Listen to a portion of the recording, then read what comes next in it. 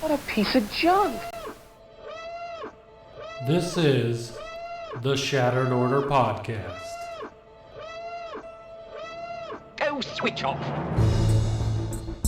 If you're looking for Star Wars Galaxy of Heroes news, information, and theory crafting, you've found the podcast you're looking for.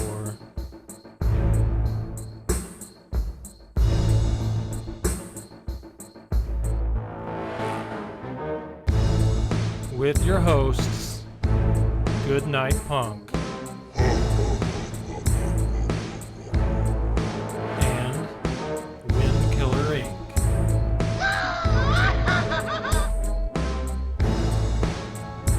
We would be honored if you would join us.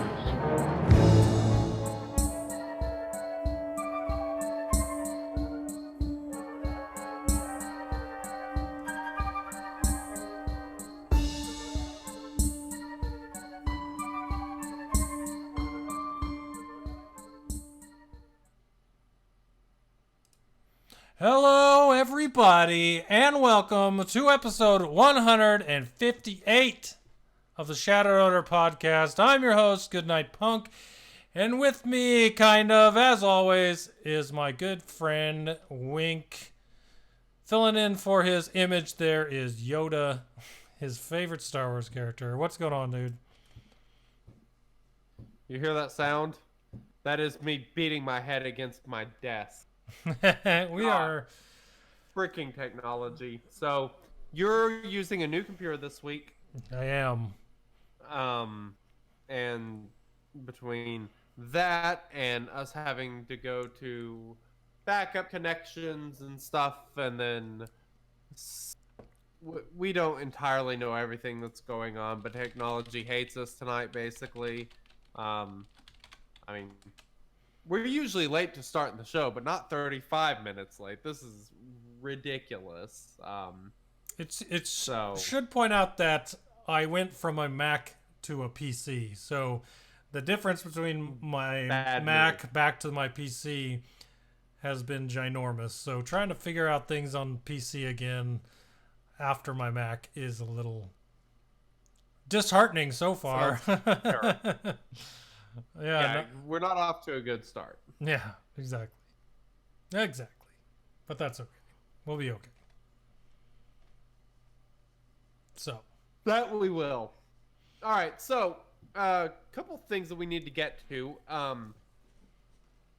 The Thrawn Treason book came out this week. I have been listening to it on Audible. I think I'm in chapter 8. It's so good. These books are absolutely amazing. If you like audiobooks at all, I highly recommend it. If you like Star Wars books at all, highly recommend Thrawn Treason. But if you don't already have it, you can go to audibletrial.com/shatteredorder and get it free with a 30-day Audible trial, which I highly recommend. Because it is absolutely spectacular. So if you want to grab that free audiobook, there will be a link in the show notes, of course. And that came out this week? Yes, came out Tuesday, I believe. Very nice, very nice. It is the third book in the trilogy, the final chapter of the new Thrawn trilogy. So pretty exciting stuff. Were they all written by the same guy? Or girl? Yes. Yeah? Yeah, Timothy Zahn. Okay, gotcha. Yeah, that's that'll make it better great. For sure. I know there's a I lot want of a Thrawn movie. Well, you That never would know. I saw Cubs say something on Twitter this week about how he thinks that they need to do a Thrawn movie with Benedict Cumberbatch as Thrawn. Oh my God, yes, please. For the love of God, please. That would be amazing. Yeah, I'm just Yoda's face in on the live stream is what I imagine your face actually is right now. Nice. Oh yeah. Very nice. Yeah, I can see it for sure. All right, so we have some alliance spots open. If you guys are looking for a guild and want to join the order, what is that Discord link they can go to? Discord.me/join the order. So discord.me/join the order. If you go there, we have officers from all of our alliance guilds in there ready to find you a place. So if you're looking for a good guild in a good cluster of guilds, group of people, come check us out because it's a lot of fun. So Hell yeah. Sounds very exciting. absolutely. So the other thing I promised you guys we were going to do giveaways this week. It's been a week, so I apologize. We've got all the stuff pulled, and we will get those announced, and we'll just ping you guys on Discord this weekend. It's things have been hectic around here. Got to get that house in order, get it livable. Trying to, yeah. I got my kitchen sinks going this past weekend. I saw that. I put a finished picture of my concrete countertops that I made. They're in our DIY channel of our Discord. I'm actually going to do a how-to video on how I made my island. I'm gonna start up a DIY YouTube channel here pretty soon, and that'll probably be the first video on there. So if you guys are interested in that sort of stuff, check. That would be awesome if you guys would subscribe once I get that going. That'll definitely be a good one, considering I don't know a lot of people that know how to make concrete countertops. So Yeah, I don't either. And I didn't know how to do it until I did an experiment and slowly figuring it out. hey, that's the best way to do it. Well, maybe not the best way, but learning yourself, there's a lot of pride in that. Way. There's a lot of pride in that. So there's That is for sure. All right, so let's go ahead and jump into this. Hey guys, what did you do in Sloga this week?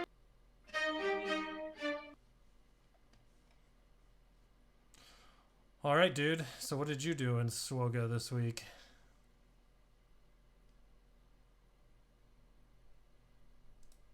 Or did it just kill your microphone having that go that loud? No, I'm an idiot. I have not been recording my audio all the way up until this point. So, if you're listening on the podcast, you'll know that my audio sounds terrible up until now. So, like I said, it's one of those weeks. Yeah. What can you do? What can you say? What'd you do in the game? Let's go there. Let's do that. Let's go to a happy place. This was actually kind of a busy week for me in the game, which doesn't happen a lot.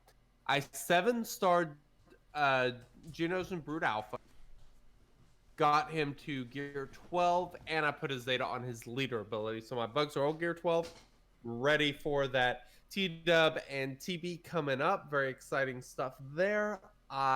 Today I took General Kenobi to gear 13. Made him a bit more survivable.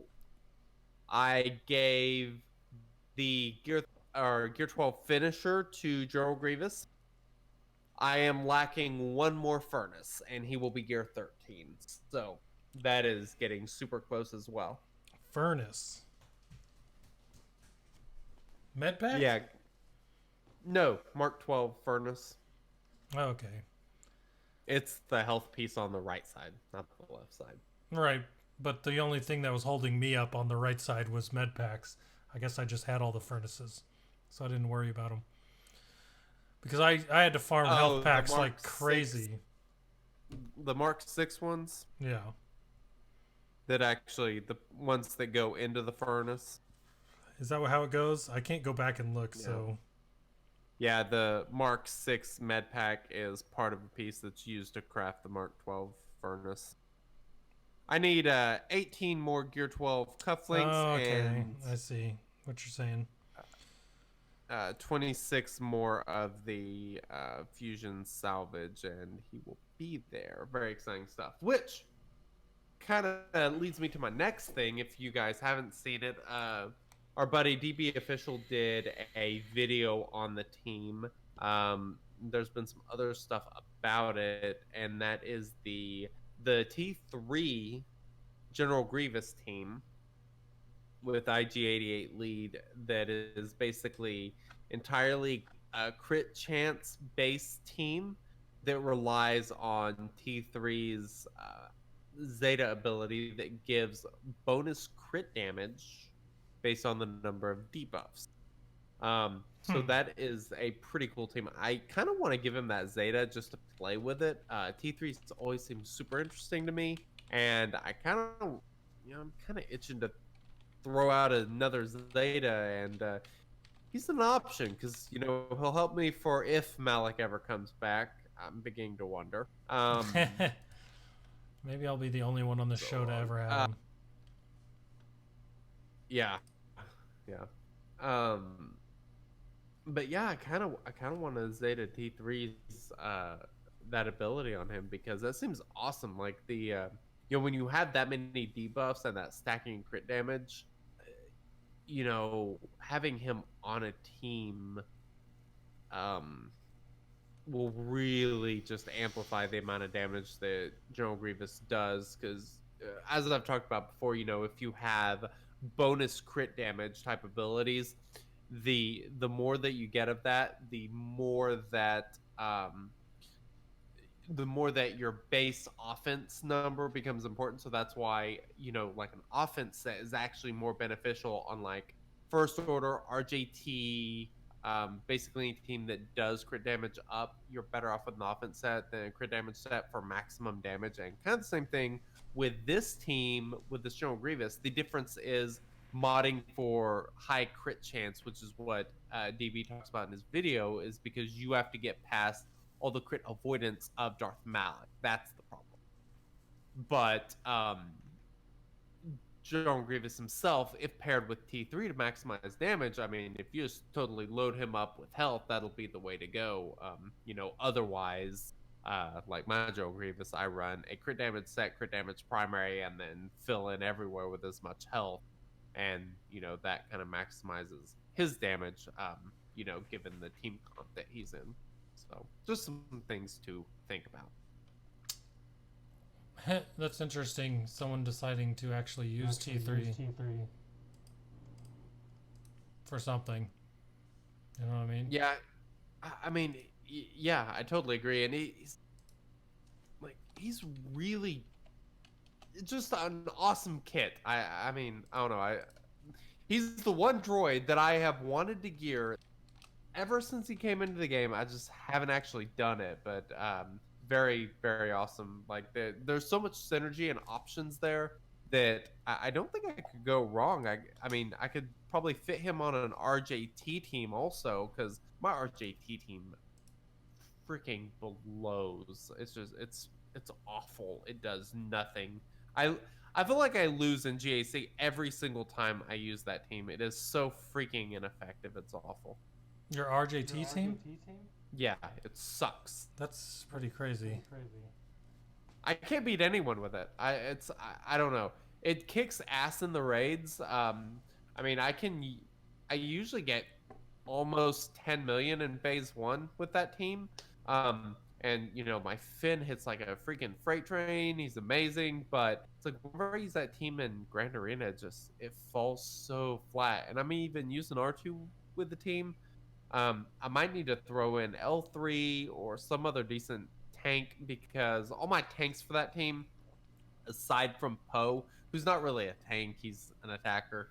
So my Poe and Holdo are just, they're gear 11 and not that great. So I don't really, it's hard to rely on them. I like Holdo a lot because of what she offers, but she's just a little too squishy at gear 11, I think. What are you trying to do with him? Beat bounty hunters generally. Does not go well. Huh. Yeah, I don't think I've ever had a problem with them. That's weird. Against Bosk or Django? Bosk. Because most of the team... Okay, yeah.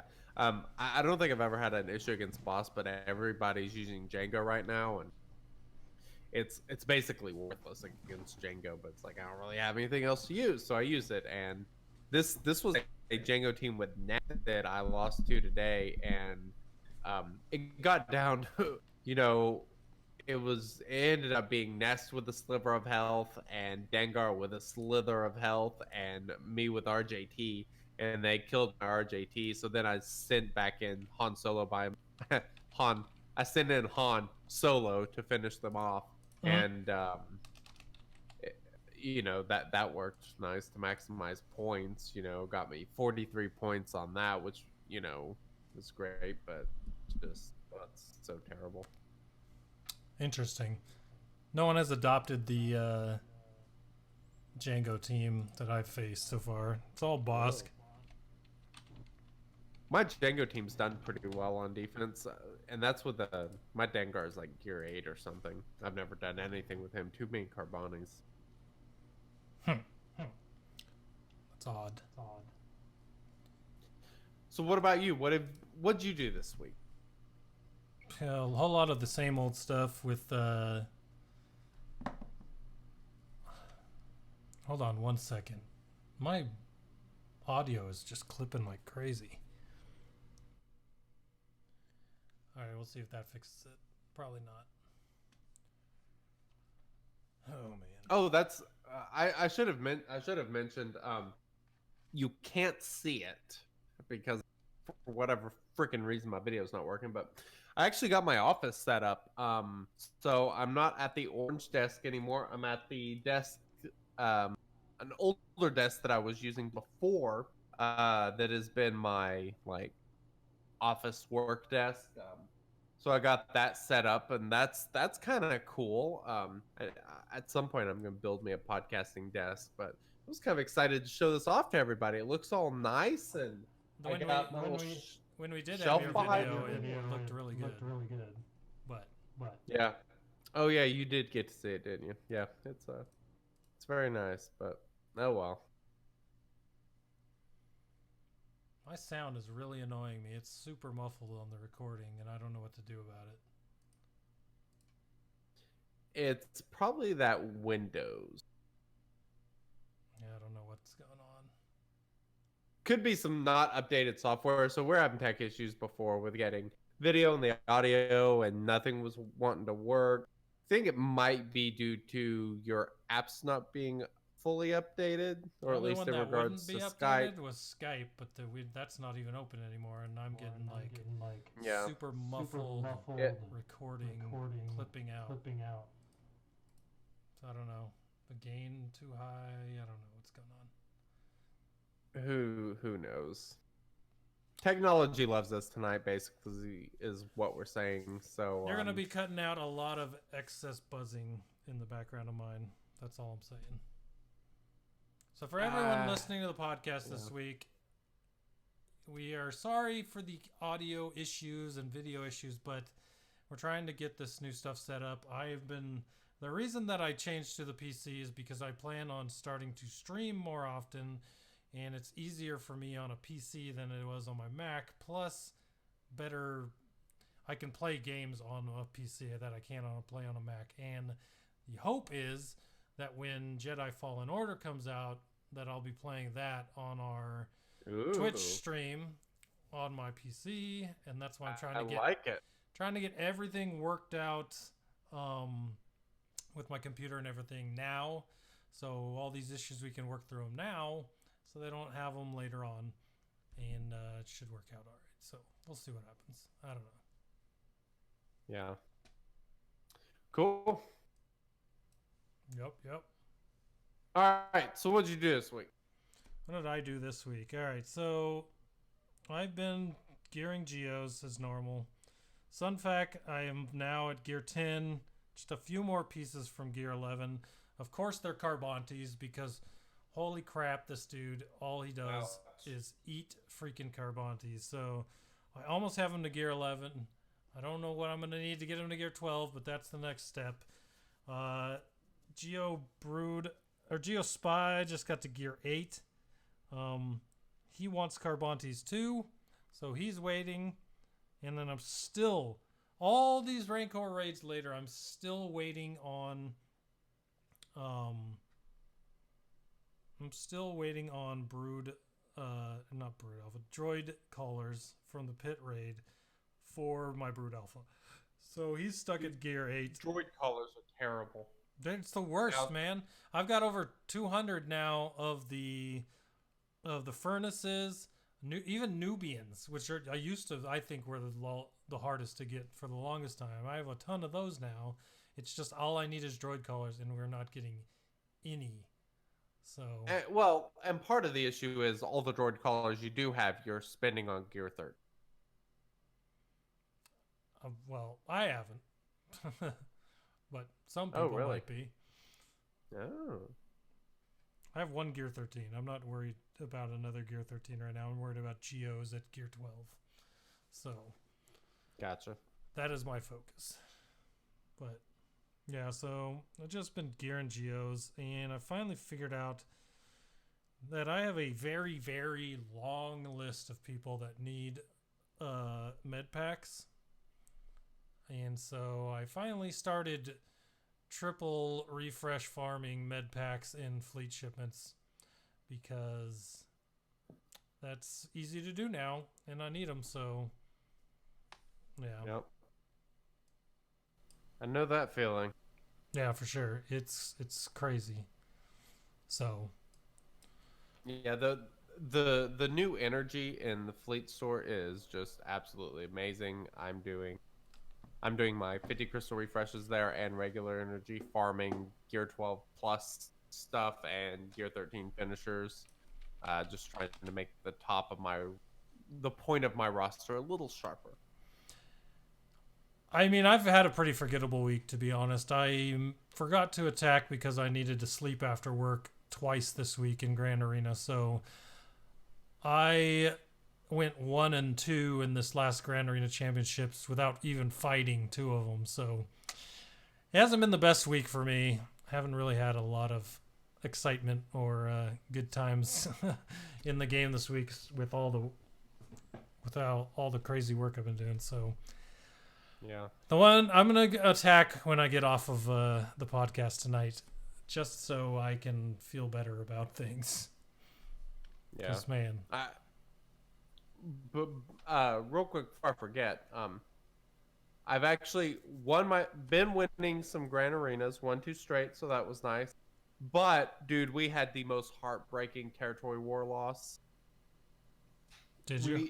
Oh, us. we- Yes, we did. Yes, us. It was excruciating. We lost 18-136 to 18-144. We lost by 8 points. Neither guild cleared the board.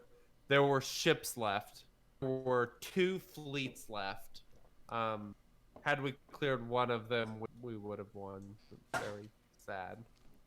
I went to sleep thinking we were gonna win, and then when I woke up, I was like, "Whoa!" I wound up with freaking less than 10-point loss. That's terrible. Yeah, it was. Especially considering our territory war record this month and where that would have put us. I mean, we were trending to be top 30, top 40. Yeah, we've been doing pretty well, but yeah, that was a setback. Yeah. Oh, what can you do?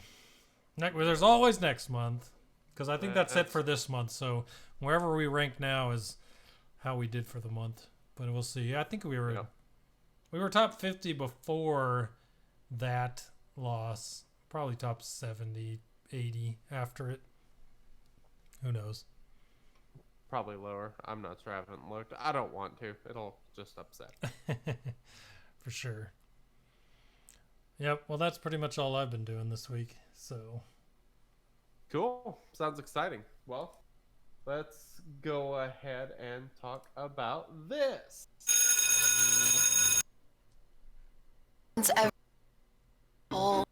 Let's dance through the results and see what you thought this week. That is so loud. Holy smokes. Yeah, I think my interface, the volume on it got turned up just a smidgen. Maybe a little. Moving things into the new office. My bad. All right. All right. So poll. let's go to this poll. Let's see here. It's loading for me. All right, Slowly loading.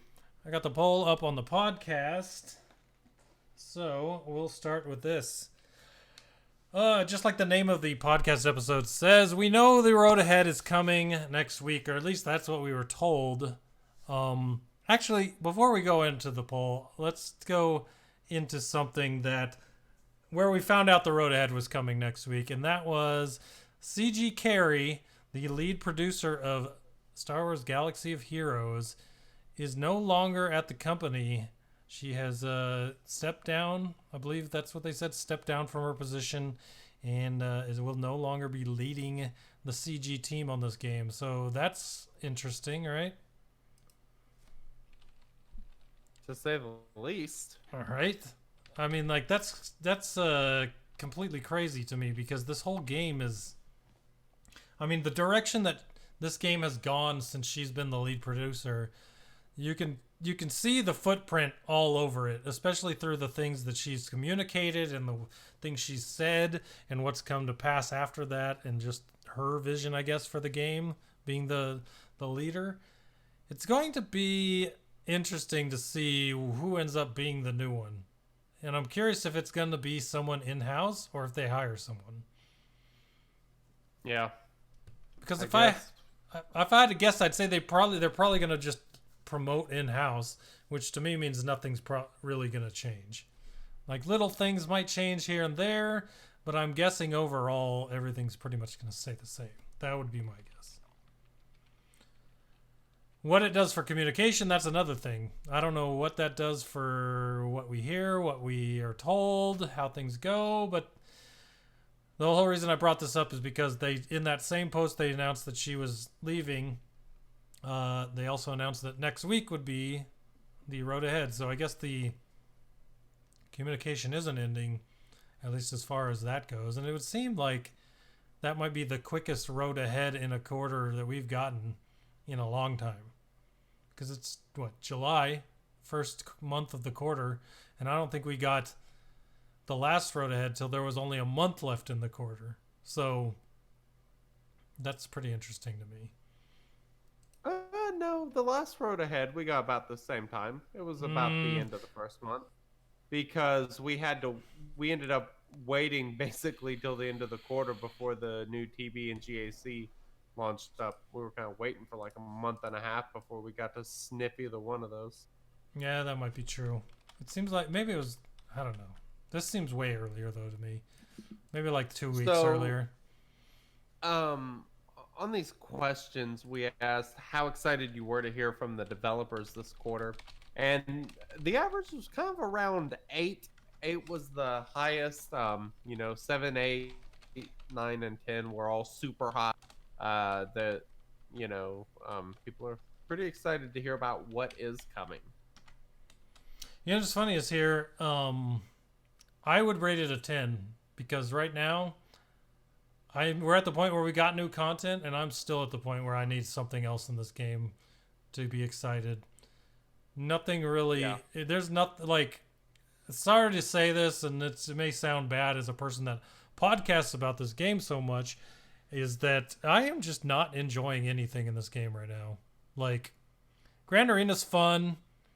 Territory battles are fun in a way that you're trying to figure them out, but the thing about it is it's not really anything to figure out in territory battles. It's been figured out. You need higher gear and you need more survivability.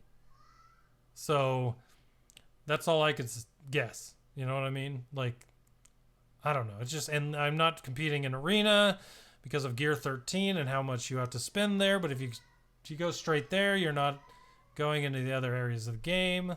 I don't know. I'm just having a hard time with this. Yeah, it's an interesting time in the game, to say the least. I love Grand Arena. I do wish the rewards were better. I feel like for as long as it is, the rewards are a little lackluster, especially considering what the rewards were whenever Grand Arena started. I mean, I would like to see, a little bit more currency or something in those rounds or in those group of threes or something like that, that would be nice. But as far as territory battle, the only thing is it's 4 days or 4 phases. It's 6 days. It's the same as every other Six, territory battle. yes, 6 days, Lied but only about that 4 one. phases. And as long as there is in between them, it is kind of you got this new content out there, and you kind of get to enjoy it. Like I wish they'd run these territory battles a bit more often. You just want that negotiator quicker. I do want the negotiator quicker. We're gonna get to that, but that does factor in. My Gear 13 General Kenobi is shipless, and we don't want him stranded. But yeah, I think they need to do something to pick up the pace more than anything. It feels to me like they need to do something to quit making it, like get to the, I don't know what they can do. I honestly don't know what they can do. But right now it feels like this game is completely pay to play driven. And if you enjoy playing this game, and even if you spend money here and there like I do, you're not getting very far for what you're getting. Dude, those $8 packs that they dropped last week, like if you're a spender, like that was a great deal. Oh yeah, for sure. I got one of those. It was very nice. Hopefully that was them testing the waters on doing more low price items to try to bait people. And because I mean, I would like to see a little bit more of a wider group of people kind of spending on the game, honestly, rather than it just being so well catered. If it was like, if all these little packs could become more of a steady and consistent source of income, or the main part of the income. And that's generally not how things work. There's usually like 20% of the customers that make up the 80% or whatever. But something like that I think would be really, really nice if they could do that. But that kind of leads into this next question on the poll. Now that CG Carey has left the team, do you think we'll be getting more or less information from CG? Almost 44% of people said about the same, and 28% of people said less. The new person will not want to rock the boat at CG. And then another 18% said less. The Iron Curtain is coming. There weren't really anybody that said more. There was a few people, but not a whole lot of people on board with that. Let me throw this out there as an idea, and this is what I hope. If they hire outside, I hope it would go to more, even if it's the more lots of words but less substance.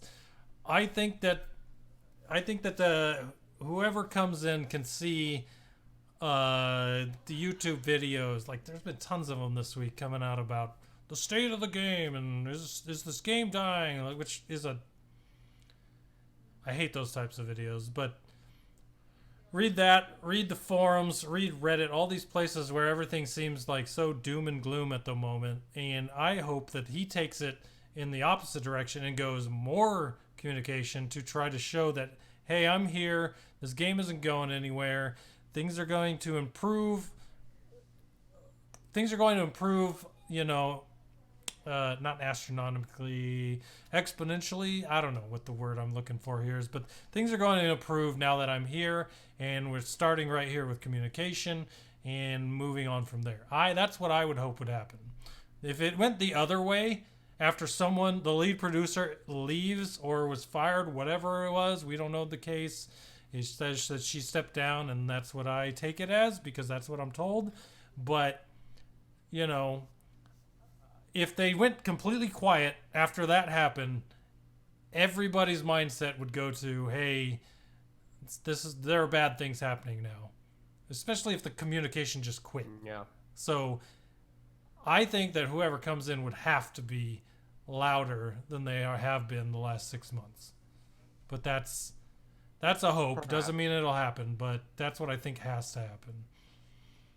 So there were 4 people that answered other in our little poll thing there, and there's one comment that I want to read. I like it. So, um, the question was basically, if you answered other, what do you think the consequences on communication will be? Reply. Under Carey, communication from the devs was mostly cut off with the exception of the period where Marvel's Strike Force was a potential threat. I hope we go back to more CG employees showing up for interviews on podcasts and channels to talk about new characters slash features. Yes. I mean, this is obviously self-interested, but yes. I mean, why the hell not? It's been Here, you know what? Let's pull back that iron curtain about the podcast in general and talk frankly here. The reason that we joined the Game Changer program in the first place was for more access to these types of things. And in the time that we were in it and the time we were out, we had exactly the amount of same amount of interviews. Like, if they were to just increase this across the board for everyone and people just started going places to do these interviews and we are included in that, then that would make me happy. Because as far as it was, even the entire time we were in the Game Changer program, that didn't happen. And it still doesn't happen. And it happens here and there when people need help with things. But that's about it. Like, other than that, there's nothing making them do it. And it'd be nice if they just did it. You know what I mean? Yep. Totally agree. Yeah. All right. We'll move along.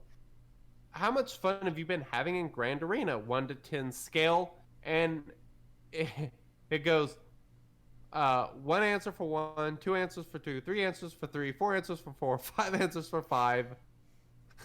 That's nice. 7 answers for 6, and then it starts jumping up quite a bit. There were 12 people that said 7, and then a whopping 23 said 8, and then dropped back down to 9 or 13 at 9 and 8 at 10. So the vast majority of people, are enjoying Grand Arena above average, by a pretty good margin. So, yeah, I think that's good. I like it a lot. Do what?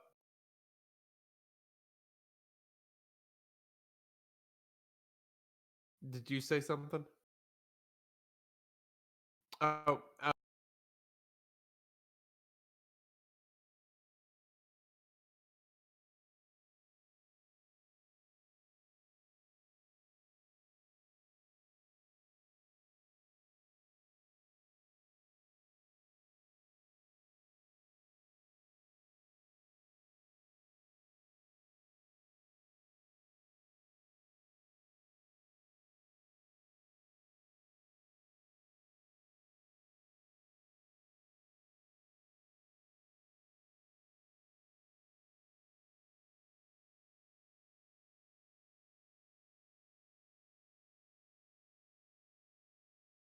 how good do you think that your matchups have been in Grand Arena on a scale of 1 to 10? This is something I found kind of interesting. The vast majority of people are pretty positive about their matchups. 7 through 10 had a significant portion, with 8 being the largest again. The total answers of 5 and below are, let's see, 17. There were 17 out of the 78 responses that had a 5 or below on the matchups in Grand Arena. So people are pretty positive, which is interesting because I've seen a lot of bitching on Reddit about it, and something I'm going to talk about later. How many stars did your guild manage to get after its second visit to Geonosis? All right, so the largest portion of people that did this poll this week said 24 to 27 stars. That was 32% of people. That's us.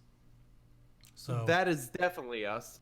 And then let's see, there was another basically a quarter of people said they were at the 16 to 20 spot, with another 10% between 21 and 23. So, um, yeah. What do you think? Find this anything here surprising or? No, I can see those two numbers being the biggest chunks because you know, it's if you go, I don't know. It seems like the biggest chunk of guilds are between 150 million GP to 250 million GP. And I think those are the numbers of stars between those numbers of GP guilds where it would be the most prevalent as far as star numbers go. So it makes sense that that's the biggest chunk on this, at least to me. Yeah, that makes sense. All right, next question was, how many Watt Tambor shards does your guild have?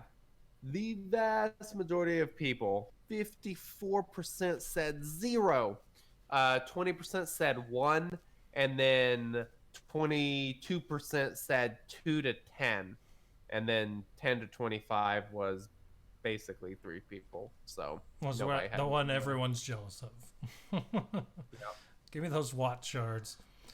We're in that one category. Thanks, DJ. Good job. Hell yeah. So I hope to add to that this week. Hopefully, we'll be in the orange next time for total Watt Tambor shards. Hopefully, get a few more people on board for getting those too. yeah, I really need to start doing the refreshing on Cantina and just finish that off. Yeah, So agreed. all right, fine. You convinced me again. I'll do that this week. So how much fun have you been having in territory battles? This was a little bit more spread out, but it was still a little bit more top heavy. But it was kind of scaled down a little bit, with that highest number being between 7 and 9. With 10 slacking behind a little bit. So people are pretty happy with the territory battle in general. All right, so I'll give it overall a 8, and then I'll take 2 away from that because I hate 1/4 of it. So I'll give it a 6.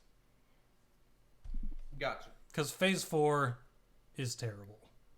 It is It's absolutely pretty rough. garbage. Like, the only team that I can get to do anything in there is Darth Revan, and I have Malik, so I can get through 1 wave, and maybe 2. I've gotten 1 wave, and I've gotten 2 waves. So, there's that. Dude, I'm but telling every you, single Emperor Palpatine other lead. team, garbage. So, that is not fun. Emperor Palpatine.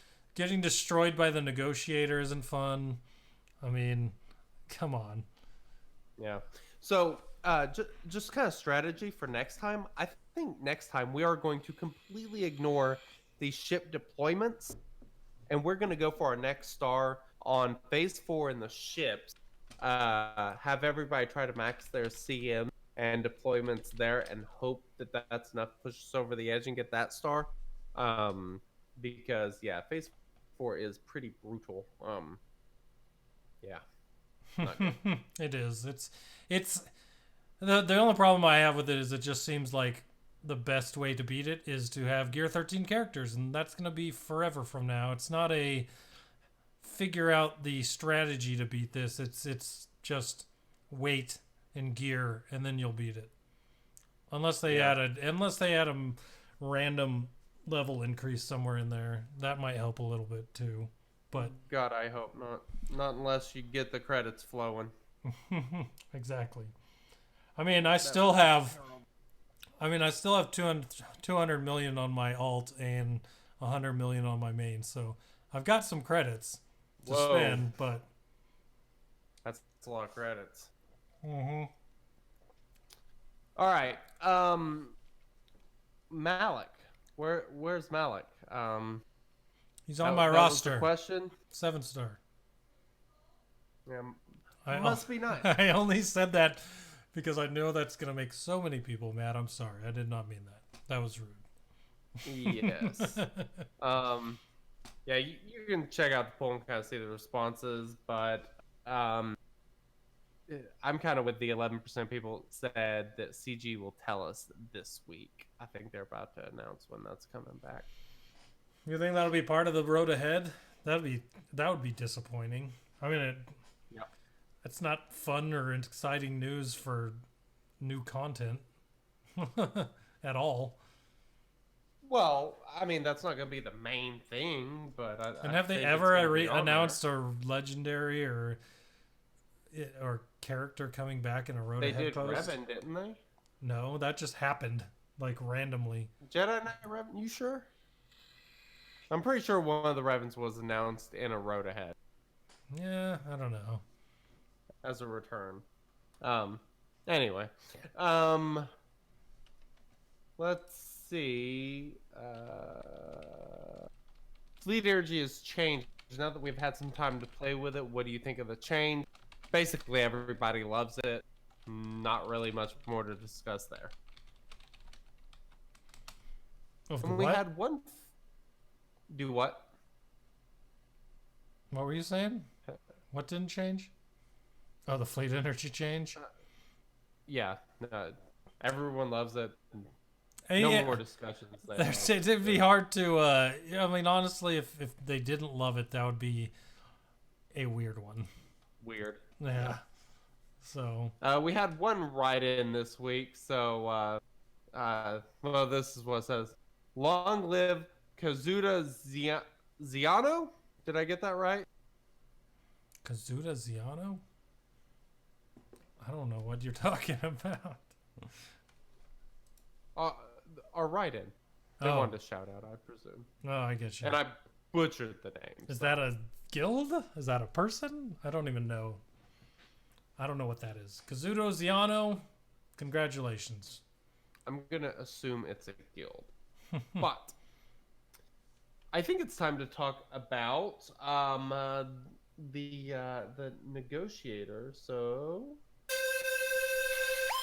Strong with us.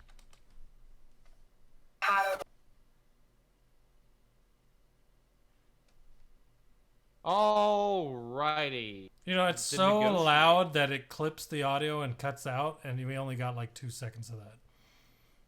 So hopefully that sounds better in the audio podcast. But yeah. Yeah, no, it's. I turned it down. It sounded normal over here. I think some of that's due to how we're doing the audio, because your audio, like, I hear about. I pretty much miss a word of every sentence you say, just the way it cuts. I don't know. It's weird. It's annoying. Why do I gotta get a new computer? However, why do we gotta do that? What was I thinking? Yeah, that's a good question. I don't know what you were thinking. We'll discuss this later. But now it's time to talk about General Kenobi's Negotiator. Let's do that. How far along are you on farming that thing? On my main account, I don't think I've spent... I'm doing the same exact thing I did with the light side Hoth territory battle, and I haven't spent a lick of my... I haven't spent a lick of my currency yet, so I've not decided what I'm going to do with it. No idea how. I mean, it's pretty easy, honestly. It's the same way I got Wampa to 7-star instantly. Just don't spend anything. So sounds like a terrible idea. It worked out pretty well with Wampa, so I'm okay with my plan here. I got 10.1k of GE2 currency right now. So I don't know. I like Negotiator. I'm gonna unlock it on my alt first, and then decide if I want to go after it or just start going after gear pieces at that point. I don't know. Good thinking. I like the strategy. So yeah, because I'm trying to decide whether I feel enough, whether in 4 months I'll be so mad at phase 4 of the territory battle that I will just dump all of that currency on gear 13 for some of my teams for territory battle so that I can kick its butt and feel good about myself. So I don't know. Yep. I got a lot of currency right now. It's not burning any holes in my pocket currently. I know I like the Negotiator, and I might go after it. and I have the currency for that, but I'm just not spending anything right now. So Yeah. So where am I at? I'm at 0 out of 145.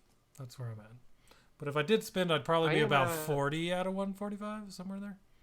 Yeah. I am at 40 out of 145. I am farming it like crazy.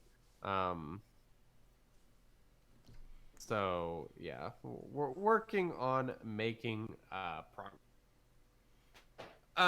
Let's go ahead and just jump into this kit though. So we have the Negotiator, which obviously a light side ship, it's a capital ship, it's Galactic Republic and Jedi. It is described as an offensive Jedi capital ship that uses Valor to bolster ally attacks and increase speed. I like the definition of this when this came out. So we're not going to talk about that other post as well, but they had the dev comments on this ship as well in a post. And they basically said that this ship is supposed to be, since there's 2 Galactic Republic ships now, Negotiator is supposed to be the exact opposite of the Endurance. Nice.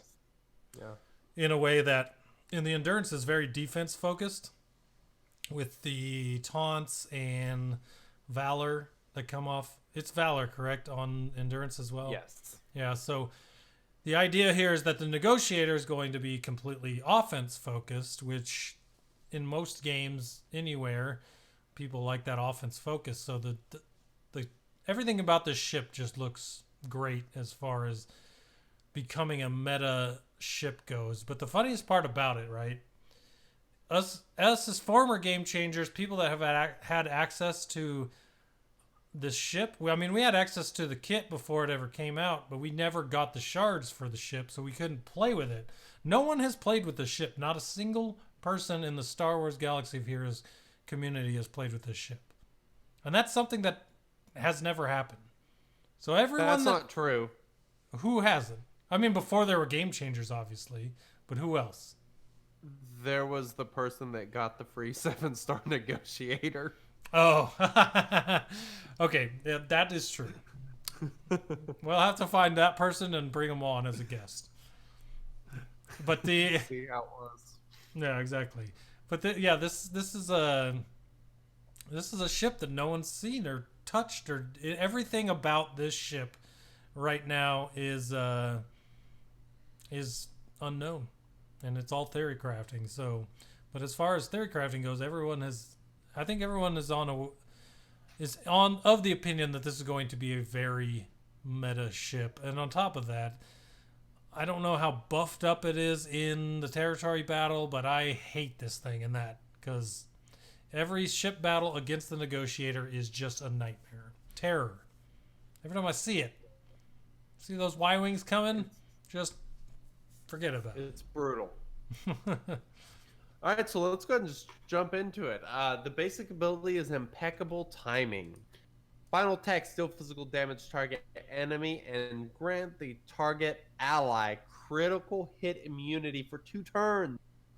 If the enemy was target locked, inflict offense down for 2 turns. Thoughts? Well, let me see here. Deal physical damage to target enemy and grant target ally crit hit immunity for 2 turns. Thoughts are, I absolutely hate crit hit immunity in anything. So adding it onto his kit for the ships is going to be really annoying. And all those ships... And that's a basic ability. Oh, yeah. And if you look at it in the territory battle, that's a lot of what keeps that territory battle hard, is that the ships almost always have crit hit immunity, and yeah, it's just rough. And that's why when Grande was on, we were talking about the gauntlet and bringing that out because of the dispel to get that crit hit off, because the crit hit from being granted by Negotiator is just so annoying and keeps your team alive. It's just having that on the basic makes a really big difference. The first special is called Republic Protection with a 5-turn cooldown.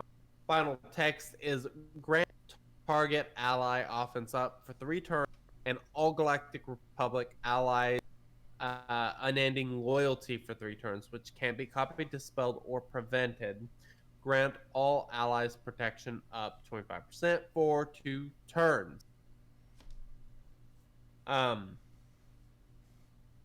I this seems like pretty good ability. I guess I should tell you what unending loyalty is. So, can be defeated during the first enemy attack, including assists that would otherwise defeat this ship.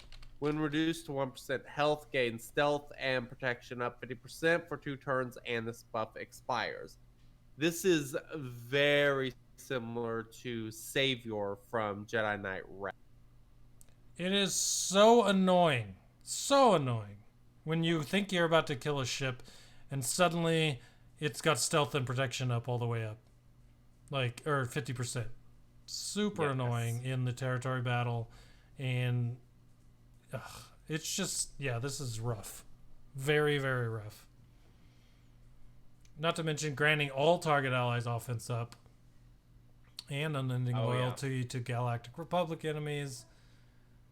It's crazy. I mean, there's just so many different things that he does to these ships on that adds to A, their offense, and B, their survivability, because granting all allies protection up 25% is huge, as well as the unending loyalty on Galactic Republic allies, which keeps them alive and stealth them, let them heal up a little bit, get with their health steal. It's just crazy.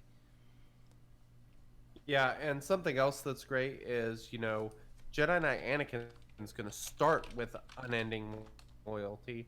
So by the time he gets around to using a special, he could be getting that back again. So, there's a lot of stuff going on there. But we'll get to that. Go ahead and talk about Special 2, which is mobilized as a 4-turn cooldown. Final text, still physical, then daze them for 2 turns. Inflict target lock random enemies that aren't already. All allies gain 30%. Grant all Republic allies Valor for 2 turns. All allies are called to assist. So much going on here, and the biggest annoyance to me, because of the days, because the team on my alt account, for example, the team I've been taking in against this ship has been the Geonosians, because I have them very well geared on my alt account, and that makes me think that they have the best chance of winning this. But the problem is they can never assist each other because they're always dazed. And and it's just throw the daze on there so you're not getting the extra attacks, throw the crit hit immunity on there, throw on the fact that you finally get someone down to kill them and suddenly they're stealthed with 50% protection. Add all those things together and it's just a nightmare. Like, this ship has so many different things working together if you have Galactic Republic ships and even some Galactic Republic ships in there, that it just makes them really, really hard to beat. And you can really see why they said that the Anakin's AT-2 Starfighter was one of the biggest ones to pair with this ship, because it's Galactic. Yep. It's Galactic Republic. It's a really good ship anyway, but it's gaining all those buffs, hitting hard. It's crazy. It's great. Totally agree. Love this ability. A lot of cool stuff. And the turn meter gain is hard to beat. Yeah. If you give all your ships 30% turn meter, I mean, that in itself on any ability minus the other stuff would still be good. So, yeah. There's a lot going on in that ability, and all of it is good. Oh, yeah. And it includes a mass assist. Like, that might not happen that often because you have to have Valor up, but this isn't the ultimate ability. So this ability can happen way more often than the ultimate, and you can get those multi-attacks in. Speaking of the ultimate, the third special, Y-Wing Assault, that has a 12-turn cooldown. And for this ability, the final text reads, deal physical damage to all enemies, place 3 concussion mines on them for 1 turn, and increase all enemy cooldowns to max, excluding the capital ship. These concussion mines can't be dispelled, prevented, or resisted. This ability can't be evaded and starts on cooldown. Now, this doesn't really define concussion mine. I'm curious if the Sith bomber has a definition of concussion mine. Yeah, it does. Okay, so concussion mine. It's dropping three of them on that can't be dispelled, prevented, or resisted. Concussion mine. Deal damage equal to 10% of the target max health and dazes the target for 2 turns when it explodes. Can't be dispelled. So basically, 30% damage to every ship. Plus the physical damage that the ability does itself, which will be big because it's a ultimate ability. Then throw on top of that, once they get the 30% damage, they're going to be dazed. It's a pretty sweet ultimate ability. And if you're looking on the screen at the GIF or whatever you want to call it, it just completely wipes out everything around. Well, everything on the other side. They don't even get a chance to have concussion mines on them. And something about this ability is, so you have the increasing all enemy cooldowns to their max, which is pretty cool. Yeah. But it has a 12 turn cooldown, which is a lot. But I want to read what Valor is because an earlier ability mentioned Valor. This you can find in the endurance. Endurance. Grant the endurance 15% turn meter and reduce its ultimate abilities cooldown by 1 at the end of. So that is what happens whenever a ship with Valor goes. I presume that the turn meter is not limited to just the endurance, but it will be endurance and negotiators. There will be a lot going on there, and you're going to want to use ships that that can Valor. Get their Valor on. Get your Valor on. Yeah, it's... Yeah, if you start adding turn meter to the Negotiator with those Valors, that's going to be even worse. Yep. The abilities are so good. If you can get them off even quicker, you're not going to like it. Okay, so we talked about this like when the ship came out and we found out it was going to be for Grand Arena or Territory Battle Currency 2 or Guild Event Currency 2. And I was saying that this ship was going to be really good and we probably were going to want to farm it. You kind of scoffed at that, but now I think that you're on my team. Well, obviously you are. You're farming it, so... I don't remember scoffing. I think I was scoffing. Someone go find it because you didn't want to... You were talking about it would be too important to get Gear 13 gear with that currency. And I think that was before we knew you could farm it with energy. So I will give you that. But yeah, you were not like completely on board with spending that on the ship and not the gear. But I don't recall ever scoffing at the ship. If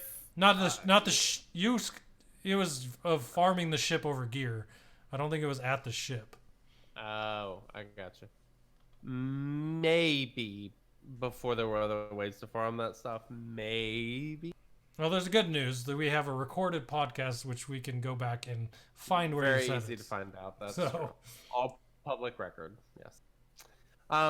So the last ability for this ship is the unique ability, Public Determination. Final text. All allies have plus 25% potency, and Galactic Republic allies have plus 25% accuracy. All enemies deal 25% less damage when attacking out of turn. Galactic Republic allies also deal 10% more damage for each other ally with Valor, doubled for Jedi allies. If Anakin Starfire's present at the start of battle, it gains unending loyalty for 3 turns and the reinforcement bonus. Reinforcements gain crit damage up 4 2. It's so as if it wasn't bad enough that you're dazed all the time and can't attack with your Geonosians, get the assists. When they do attack out of turn, they deal 25% damage across the board anyway. Yep. And they have the other team's probably going to have hit immunity up. So you're not critting. You're doing 25% less damage. It completely neuters a lot of those assists from Geonosians. And I'm speaking strictly for territory battles and the battles against the Negotiator that I've actually done, because a lot of people still don't use Geonosians in Arena, so that's not really a big deal as far as that goes. But think of it this way: Millennium Falcon. How often do those ships attack out of turn? All of those. Or Millennium Falcon attacks all out of turn all the time. So you're already, putting a big kibosh on those attacks just from the Millennium Falcon as an arena standpoint. So, it's crazy. This ship is really, really good. It makes sense that they put it in to a place where you have to buy it and make that decision, because it makes the choice hard for sure, because Gear 13 pieces are really good. A lot of the Gear 12 plus pieces are there for you to buy as well. I mean, there's a lot of choice there, and this puts a really hard choice in the middle of that, whether you're going to farm the ship or those other things, and it all kind of makes sense to me. So yeah, makes sense for sure. Well, that pretty much covers the Negotiator. Anything else you want to talk about? You want to talk about that synergy suggestion? I got it up on the screen. It's interesting. I have 2 out of the 3 starting lineup they suggest geared, but they suggest Plo Koon with the Negotiator in the starting lineup, which I know that there are people that really like that ship for a while there in the meta, but yeah, I don't think a lot of people have him geared up. So that is one. If it is in fact that good for that ship, people are going to start gearing up Plo Koon randomly. And you know what else? I'll throw this out there too.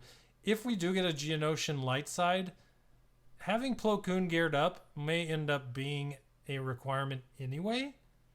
So it might not be that bad in the long run. Could be a rework coming too. Yes, exactly. So the character might end up better. The ship is already decent. People have always liked that ship. Well, not everyone, but a small majority. I'm putting the wrong words together all over the place, but a small minority of people have really liked Plo Koon's ship. So it's an interesting starting lineup. I don't know what his ship does at all, so I don't know why it is suggested as the starting lineup, but one thing that I do like, so Anakin and Ahsoka, who are possible meta characters currently under Padme, so they're characters that people could certainly be gearing along with General Kenobi, and they're kind of recommended for this team. Then you have 2 clones in the team: Jedi Consular, Lando's Millennium Falcon. Quite as usable, but I mean, a lot of these characters are characters that either just got really good or might be getting a rework really soon. So cool. I'm kind of digging it. Yeah, it's interesting. There's a lot of really good ships in there. I mean, I have every one of them except Plo Koon and Jedi Consular ready to go, so that will definitely be interesting. Very nice. Agreed. All right, dude. You ready to do some Q&A? I'm totally ready. Let's do it. Hey boys, do you have any tips? Less experience. So I got a very big tip here. I'm sure you do. Very big tip. We have big tips to all your Qs. Let's tip it off with the first question. Let's do it. All right, what you got, man? With dark side GOTB being so difficult, how ridiculous do you think the light side GOTB is going to be? I want to hear your answer to this, and then you can hear mine because I'm curious if Okay. if it aligns with mine. I think it's going to be ridiculously damn difficult, and I think part of the problem is going to be is because we've seen what they've done with Darth Revan and Darth Malak, taking them away from your teams. I think they're going to do the same thing with two characters that are going to be absolute key, maybe three: Jedi Knight Revan, Padme, Jolie Bindo. So here's the thing where I disagree on the Padme is because I think Padme will be one of the Geonosius heroes I agree. characters, so she probably wouldn't be put into platoons like all the other Geonosius villains from this TB. Most of them don't end up in the platoons. Interesting point. I do like your logic there. They are in there a lot less. So She'll definitely have a special mission or something. You know, there'll be a requirement somewhere for her. she will be the General Grievous of the light side version. That's my assumption. Probably. Because General Grievous, while he is farmable now and much easier than he was when he came out, he's still hard to get. He barely shows up in fleet shipments. If you want to buy him in the can you even buy him in the shard store anymore? Is he in there? I haven't looked. I mean, I've never even paid attention anymore. So you can buy him with shard shop currency, which I do not recommend. Go fleet store all the way. Just be patient. You'll get much more value from buying him from there, from trying to spend your shard shop currency there. But he's always been hard to get. Getting him to 7 stars takes a long time. Padme, same way, very hard legendary event, which in many ways might even need General Grievous to get her, you know. So yeah, she seems like the perfect one to be the yin to the yang to General Grievous on the light side version. Totally fair. Yeah, I don't know. It's here's how I think about the difficulty of this.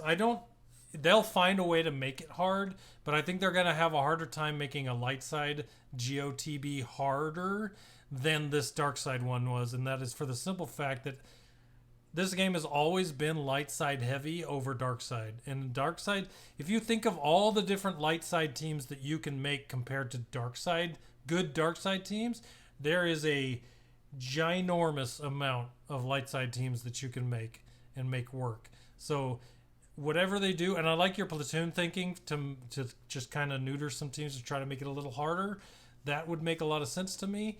But as far as difficulty goes, as far as teams go, there are so many more light side teams to be able to use for light side territory battles that I just think it's going to be harder to make it as difficult as this one was. Now they'll find ways to make it happen, but there are so many teams that you can use on a light side GOTB. Well, I think that's why they delayed, or I think that's why they did the dark side first, because I think that was easier to fit in the dark side versus the light side, where they're gonna have to probably get kind of creative on, you know, actually making it challenging. Yeah, I agree, for sure. All right, Joker asks, after Darth Revan and the Separatist teams, what other teams are you using in dark side territory battle? Night Sister. Night Sisters for sure, man. Like they That do. one's easy. They do well. They do definitely do well. I've been using. I have fully gear 12 plus 3 bounty hunters on my alt account, and at least through the first 2 phases, my boss led bounty hunter team does pretty well. I have a Bosk. I use Bosk, Django, Boba. What's the weird hat guy? Imbo. Sorry, I totally lost his name. Imbo and Dengar. I use that team in the first 2 phases. Sweet hat guy. Yeah, sweet throw your hat guy. That team does pretty well in the first 2 phases. I haven't used. I don't have a good first order team. Like my alt has gear 11 first order. None of them are gear 12, so I don't really use them in there. So I don't know how well that does. I've heard they do okay if that's your focus was First Order, but I don't know how well they do after 1 and 2. Phases 1 and 2. And then, but I mean, that's like literally go through the teams of Darkseid. The only ones left after that are Imperial Troopers. And if you go by your strategy, you completely take apart that Imperial Trooper team and put Range and Death Trooper with Palpatine. So you're not even going to have a Trooper team after that. So that didn't go real well in Phase 4. I think next time on Phase 4... Imagine on that. Phase 4, I'm going to go back to the team that I did the first time, Emperor Palpatine, Darth Nihilus, Bastila Fallen, God, who else was it? Those 3 were basically a core of the team, and I got 3 out of 4. I don't know that I'll be able to get 4 out of 4, but I certainly think you can make a team that goes 3 out of 4 in Phase 4. Yeah.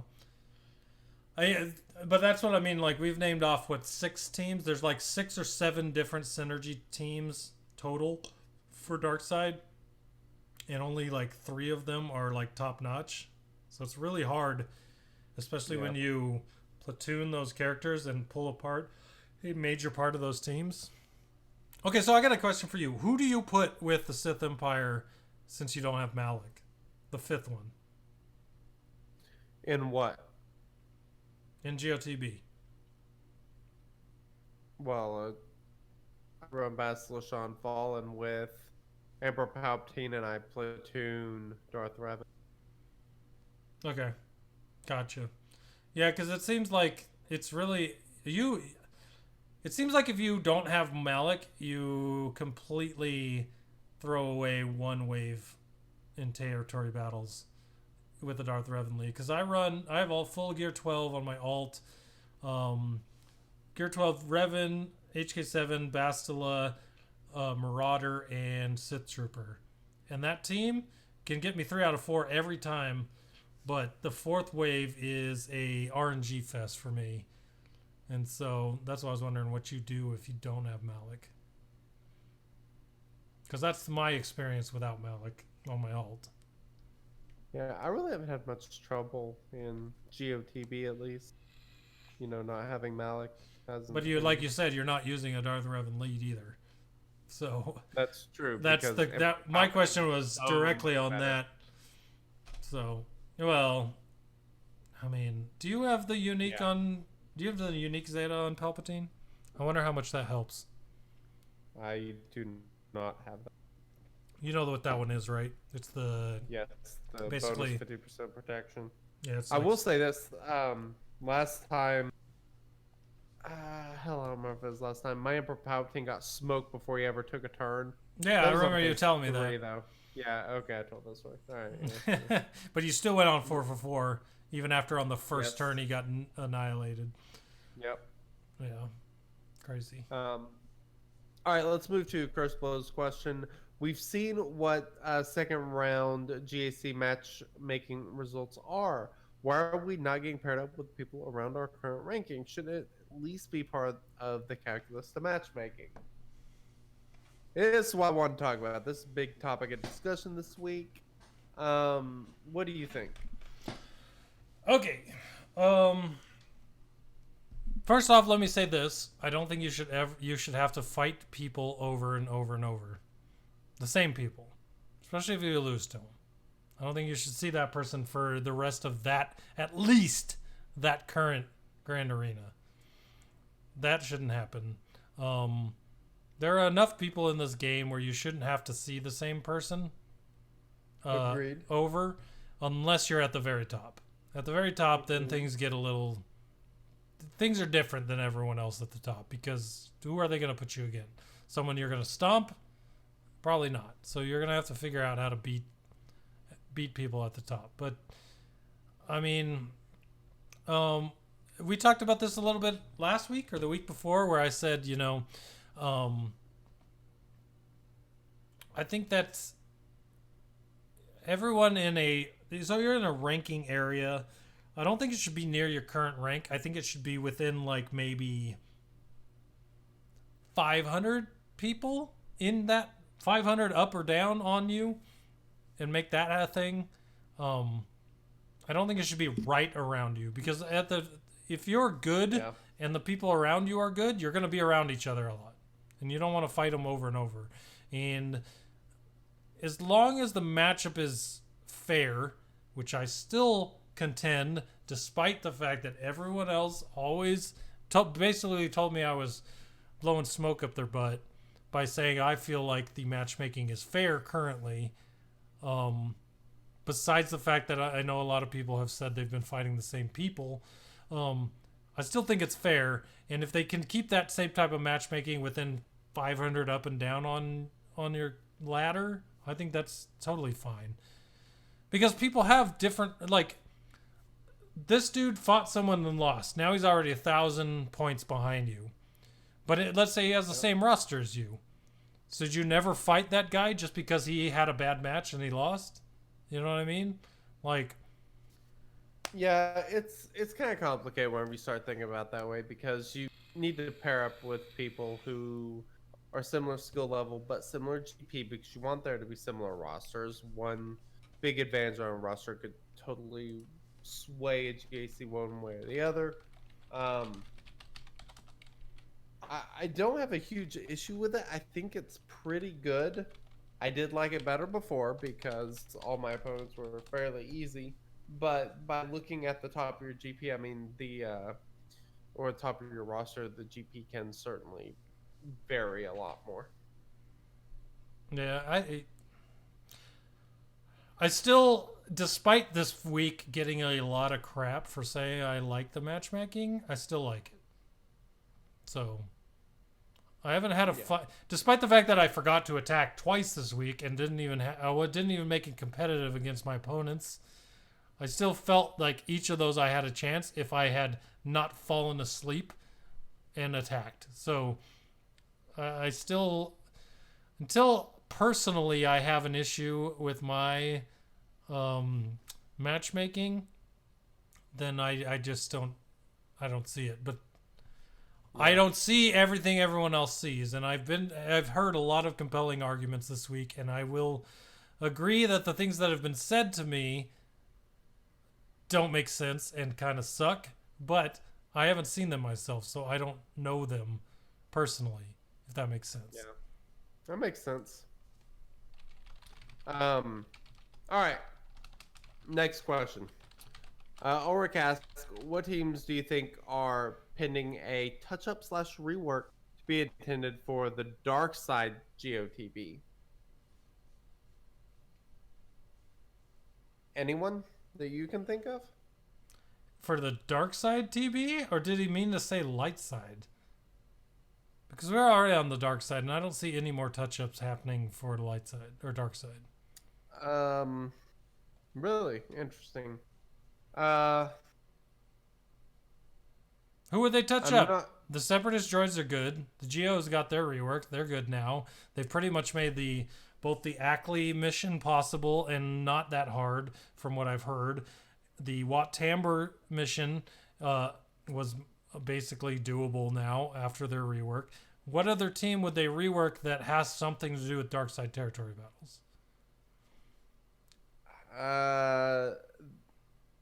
That's a good question. I don't know. I mean, there's nothing left. So unless the question is about light side territory battles, I don't think there's an answer to that question. Could be somebody completely different, though. I mean, it could be like Empire. You know, there's no telling what.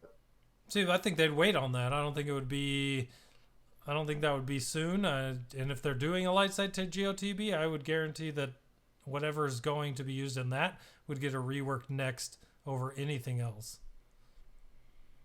Yeah. I think that's their focus right now. All right. Well, let's move along to the next question. Hold up. Let me answer it for the light side. If I answered it for the light side, I would say the clones. And I would say any of the Jedi that were part of the Clone Wars, the prequels, or the Clone Wars cartoon. So Plo Koon, Eve Koth, Amagundi, Ayla, yeah, all those characters would probably get Jedi Consular, maybe. I mean, Jedi Knight Guardian, maybe? Probably not. Those two will probably always be what they are. Especially Jedi Knight Consular, since they give him to you at the beginning of the game. I bet he never changes. Yeah, that makes sense. So, All right, you ready to move on? yeah, let's do it. All right, our clones with Shark Lady. Are they a viable Grand Arena defense team, or should you wait for the reworks before putting more work in? And can you nest them? I presume talking GAC. So I don't. I could see them being a viable defense. There's a lot of AOE. There's a lot of stuff going on there. That is generally what I like from a defense, so I do like that. As far as nesting them, I'm not sure if you can nest them or not. That might be tough. I'm not sure though. What do you think? Okay, what was the question exactly? Because I'm thinking of in general with the clones. Well, give an answer in general. Okay, are they or this is Grand Arena defense, or should I wait? I don't know about defense. I haven't seen one on defense. I know that they are very viable offensively. They do very well there. Can you nest them? I haven't seen any nest videos. I haven't heard of any nest clears of clones. So I would guess not right now. But as far as putting work into them, I think that if you have a Shakti and you're putting the work in because you have Shakti, I think that's a totally okay thing to do, because if they're not viable on defense, they're totally viable on offense. So, Yeah. like, you'd be, as far as what I've heard, you'd be surprised what you can beat with a Shakti-led clone team. And that doesn't even include Rex, who you can save for a Rex and Wampa team or whatever you're using Rex with. So, yeah. If you... Do I recommend gearing clones right now? No. If you have Shakti, then my answer might change a little bit. I don't have Shakti. I have my clones geared, but they're gear 11. They're staying there until they get a rework. I'm not putting anything into them because I don't use them for anything. And the biggest problem with them for me right now is I don't have Shakti, and I'm not setting them on defense in a back zone because I'm not putting Rex in the back with them. I'm saving Rex. So that leaves 4 of them, and that leaves them pretty much worthless to me. So right now I don't recommend gearing them if you don't have Shakti. If you do have Shakti, it might be worth it. It might be more worth it once they're reworked. And I definitely still believe they're going to be reworked, especially if you follow territory battles in the way that there's going to be a light side Geo territory battle. I'll give you a 95% sure that there's going to be a light side GOTB. So. Yep. So speaking of, let's talk about the best tunes that take to Gear 13 for the GOTB.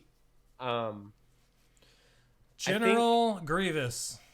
General Grievous and Daka, I think, are the two that most certainly stand out above anyone else.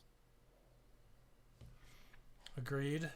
Let's see. Let me just look at my roster, because I know there are others that I've thought about. One that I've thought about just overall in the entire game is Malik. Malik will be my next Gear 13. I'm kind of working on him on the side with while I work on Geos to get him to Gear 13. I need about 15 more pieces of the Gear 12 finisher, and then a whole nother 50 of a cryotech to get him to Gear 13. But he is going to be my next one, only because of just the giant difference he makes on any other mode, including Arena, but also on top of that with GOTB.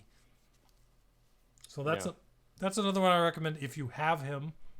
I'm sure that there are a lot of Padme characters that when you get to Gear 13 add a lot of health, which would make them, well, that would be more light side GOTB. But when we get there, we'll have a lot to think about with that. So Yeah, makes sense. You got any others besides those? Emperor Palpatine, I think Brood Alpha would be a good one, just because there are two characters that kind of get affected by him. I think that Asajj is a good one, because she's required for multiple missions, and she can obviously, she will certainly add a lot. As far as other ones go, there's not really anyone that's coming to my mind specifically that really benefits from being Gear 13. The only two I can think of that might benefit from Gear 13, if you have the team at Gear 12 ready to go right now, is either Crew or Bosk. I don't think Crew's a great candidate, because he doesn't gain much more health or defense or anything, and it's not like he gained that much in Gear 12 anyway. So, I'm not sure that I would do Crew. I do see the argument because he's pretty flexible, but I'm not sure there's enough ROI there for me. Well, let's take a look at what Bosk gets in Gear 12. I have not looked at him at all. I'm looking right now in the game. So Bosk gets 1,500 health, 1,500 health from one piece, 6,250 from another, 2,000 from another, 2,000 from another, and then an extra. So yeah, that's all the health he gets. But that's near 15,000 health from Gear 12. Throw that on top with your mods. Might be a huge help with him. Yeah. Death Trooper could be another one, just because he has such a unique kit with the cooldown increase and the death. I think he's a pretty good candidate as well. I agree. I like some Death Trooper. What do you think of Wampa? I think Wampa's ridiculous because he's... Well, I think the only way to make him viable in Darkside GOTB is to be Gear 13, because the simple fact he has no synergy with anyone. Right now, he was a hero in Hoth TB because you were fighting rebels. But in Darkside and GOTB, he leaves a lot to be wanted because there's no one that really synergizes with him, and he dies very quickly. So, I mean, you use that icebreaker on him. He gains 150% protection. If you have a lot of protection on him already, especially at Gear 13, he's going to be a lot more reliable before he dies. So he might be a good option. Aside from Vader, I'm not sure who you'd use him with leader as, but I think he could be decent. You know, what's funny is on my alt account, I throw him in with my triumvirate. I just throw him in there. Interesting. But the problem is he doesn't last more than one phase, and then it's 4 on 6 or whatever. So he's just That's the problem. He's just a huge target. Yeah, God, I love him so much. One of my favorite character in the game, but he's terrible in GOTBs right now. If Gear 13 can make him decent, that would be awesome. But the problem for him really comes down to the fact we're not fighting rebels anymore, and that's what made him really good in Hoth territory battles. That affects things for sure. Yeah. All right, let's do a couple more questions here. Brizzle22 asks, so I have just gotten my last few tunes to 16.5k power for the Starforge battle, both light and dark. You got Zalbar, Mission, Karth, and Kandris. They're all gear 11 plus, but no Zetas. The meta tunes are all gear 12 with a few pieces. What do I need to do for Malik unlock? And I have 2 Zetas waiting if necessary. You got to answer this one because I have no idea. Okay, so the answer to that question is focus on dark side. You're gonna be totally fine if you have them gear 11 plus on your light side. I beat the light side first try on my main account, and I had all of the characters at gear 12. But gear 11 plus, I assume gear 11 plus is like plus 5, gear 11.5. So yeah, it's light side's gonna be fine. Don't focus on them at all. What you really want to do is make sure that your dark side characters are good. That is the battle that's going to take you a long time, especially learning the mechanics. I mean, I can't even remember the mechanics at this point, but it was hard. I had Darth Revan at gear 12. I had Bastila at gear 12, HK at gear 12, and then Zalbar and Mission I had at gear 11. Gear 11 plus nothing. Gear 11 plus Zetas. And I was able to beat it. So if you want to try to not spin Zetas, I would recommend getting Zalbar and Mission to gear 12. If you want to beat it without doing that to them, you can go and put the Zetas on those 2, which are 2 very good Zetas for Grand Arena and Territory Wars. So you're not wasting them. You might be down 2 Zetas and have to wait to get another one, but you can probably beat it if they're gear 12 without the Zetas, but yeah, it's too hard. That battle, the dark side battle, is just ridiculous. So yeah, I mean, I would even recommend to make it easy going gear 12 and with the Zetas on those 2. That made it easy that didn't make it easy for me because I had them gear 11 with the Zetas. So, but gear 12 with the Zetas would make it even easier, and at that point it would really boil down to making sure you make the right moves at the right time, because the event is really hard, but the event is fair. Basically what I mean by that is it's hard, and if you make a wrong move, you're done. But if you know the moves to make and you make them at the right times and kill the people at the right times to get to the place you need to be to go right after Malik to kill him, then you're good. But if you want to make that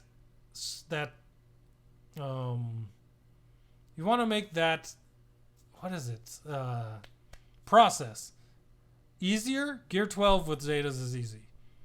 Or not easy. Sure. It's better. But you can do it with gear 11 and Zetas. Or you can probably do it with gear 12 and no Zetas. But to me, the easiest way to do it would be just to finish them off. On my alt account, every single character needed for Malik right now is at gear 12. And I have the Zetas on them. So I'm leaving no stone unturned. I will be getting mad at Malik when he comes back. There's no doubt about it. And on top of that, I have a good Old Republic team for Grand Arena and Territory Wars. Totally true. My Darth Revan team is good. My my Jedi Knight Revan team is good. Like, there's no downside to gearing these characters. In the end, they all have a place when you gear them. It's just how far you want to take them. My suggestion here. Okay, so here's my suggestion. Take them to gear 11. Have the gear for gear 12. If you can do it at gear 11, then good. If you can't, add the Zetas if you want to do Zetas. Or add the gear if you want to do gear, and go from there. Just don't put it on them until the heat comes out, and then you're not wasting anything, if that makes sense. Gotcha. Makes sense. So yeah, there you go.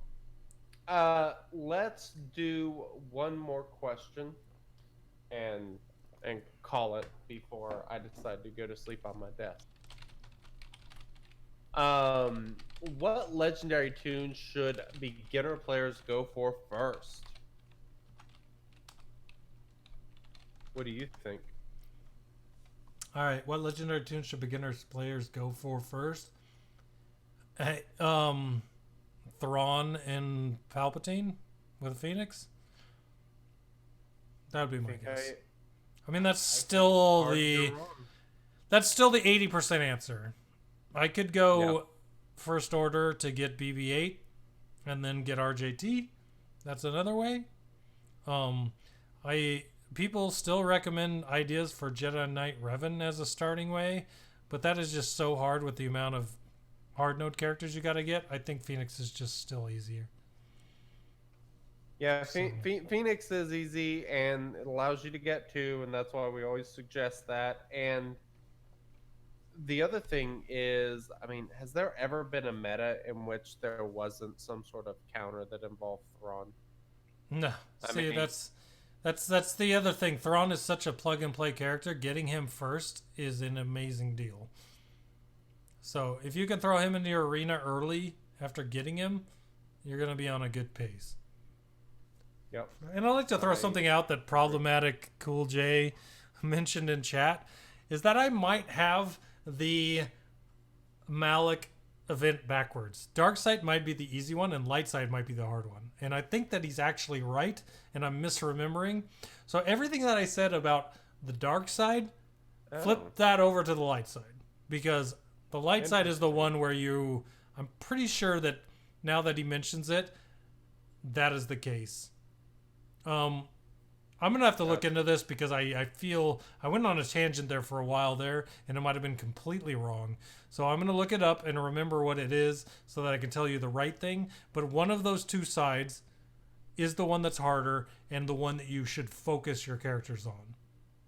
And I think it might have been right. It might be light side because I remember that there was the option of having Bastila or T3 in there. And if you chose T3 over Bastila, it was like the worst decision ever, and that's why they made it a title in the game for someone that did it that way. But yeah, we'll see. Interesting. Anyways, I'll let y'all know next episode and fix that because I really feel bad/dumb for getting that backwards. We'll see. I'll make sure I'm right or wrong going forward. Cool. Well, so because we had to change to Thursday, there is going to be no trivia this week, which means that's pretty much the end. You got anything else? I do not. I just wanted to say thank you to everyone that's here in the live chat with us, everyone listening at home, for bearing with us through the technical difficulties. If my recording for my sound is not great and it doesn't sound perfect on the audio podcast, I apologize for that. I'm going to work on that again this week to make sure everything is right and we get everything moving in the right direction the way we want it to be on the podcast going forward. But thanks for everyone for hanging out with us, and It might not always be perfect around here, but we always have fun, and we appreciate you guys having fun, listening to the podcast, and hanging out in our Discord chat and talking to us all week. So you guys make this game fun for me. I can say that at least. 100%. Talking to you guys in our alliance in the Discord chat, it's that's what keeps me going. So I appreciate you guys, and thanks for hanging out with us. Indeed, and of course, we will catch you guys next week. See you later. Later.